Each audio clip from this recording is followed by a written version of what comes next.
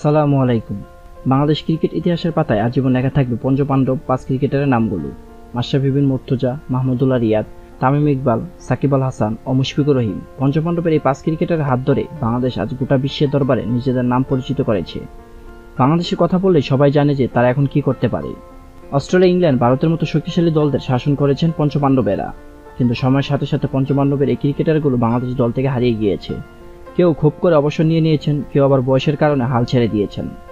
সাকিব, তামিম, মুশফিক, মাহমুদুল্লাহ ও বড় ভাই মাশরাফিকে আর একসাথে বাজগজের মাঠে দেখা যায় না অনেকদিন হয়ে গেল। এরই মধ্যে আবার সাকিব ও তামিম দুই বন্ধুর দ্বন্দ্ব ক্রিকেট পাড়ায় বেশ আলোচিত ও সমালোচিত। অনেকদিন পর পঞ্চপাণ্ডবের কথা আবারও সবাইকে মনে করে দিলেন মাহমুদুল্লাহ রিয়াদ। নিজের ভেরিফাই সোশ্যাল মিডিয়ায় পঞ্চপাণ্ডবের সবার একটি ছবি পোস্ট করেন মাহমুদুল্লাহ রিয়াদ। সেখানে ক্যাপশনে লিখে দেন, এটা কি সুন্দর সময় ছিল, চলো সেই মুহূর্তগুলিকে ফিরিয়ে আনা যাক।